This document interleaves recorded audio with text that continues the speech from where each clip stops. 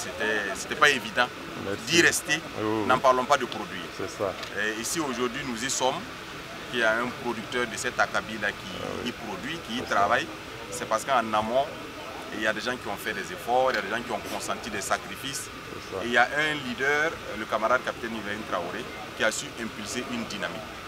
Donc ce sont des preuves vivantes de l'action et des résultats de l'action qui a été menée depuis ces 3 dernières années.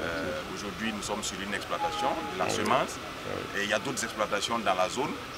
Et ça veut dire qu'il y a des gens qui y sont, qui y produisent et qui gagnent leur vie. Et cela n'aurait pas été possible sans la détermination, sans l'engagement, sans également le leadership bien sûr, qui a permis de pouvoir reconquérir ces différentes parties de notre territoire, les pacifier et faire en sorte que des populations puissent s'y installer. Et bien sûr, avec vos bénédictions, avec la bénédiction des manes des ancêtres, pouvoir produire. Nous étions hier également sur le champ d'un producteur sémencier. Nous avons pu voir ce qui s'y passe. Nous sommes aujourd'hui dans le champ de M. Bikaba, également pour toucher du doigt les réalités. On m'a dit qu'il y a déjà eu 2 inspections de la Direction générale des productions végétales pour s'assurer que le processus de production de la semence est respecté. Nous sommes contents aussi qu'il y ait des acteurs comme ça qui, à travers eux, drainent beaucoup d'autres acteurs à travers la facilitation. Nous sommes dans une nouvelle dynamique et nous voulons que les populations s'autonomisent davantage et qu'elles puissent elles-mêmes prendre leur destin en main au lieu d'attendre tout de l'État. Parce que l'État ne pourra jamais tout faire. Être là aujourd'hui et puis admirer tout ce qui se fait, je pense qu'il faut tout d'abord s'incliner et rendre hommage à nos braves forces de défense et de sécurité. Et puis les VDP qui ont travaillé dur pour qu'on puisse, on va dire, retrouver cette sérénité-là.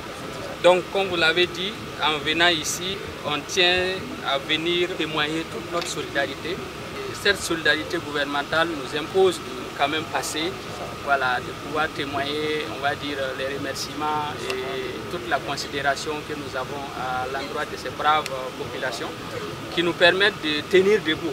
Et si aujourd'hui nous pouvons en tout cas produire sereinement, c'est grâce au leadership du président de Faso, comme vous l'avez dit. Voilà, donc nous sommes là pour dire que le combat continue. Voilà, on ne va pas dormir sur nos lauriers. Voilà, on a pu, on va dire, pacifier. Il reste encore certainement d'autres zones, mais je pense qu'avec l'accompagnement des forces de défense et de sécurité, nous pourrons davantage sécuriser et puis produire davantage. Nous sommes vraiment comblés de joie parce que, bon, 2 ministres qui se déplacent sur les champs d'un petit frère, grands producteurs, sont les étoiles maintenant de ce pays. Donc ça nous va droit au cœur. Ça nous a vraiment satisfait. Ça va galvaniser l'élan des travaux. Ce qu'il a pu faire cette année, demain il va multiplier plus que ça. On a 35 hectares ici, 32 de maïs et 3 hectares de coton. Mais tout l'ensemble de ce qu'on fait, ça fait 600 hectares. Ici, on travaille sur 5 blocs. Donc ici, c'est le dernier bloc qu'on a coupé en 2023 et c'est la première production de cette année dans ce site-là.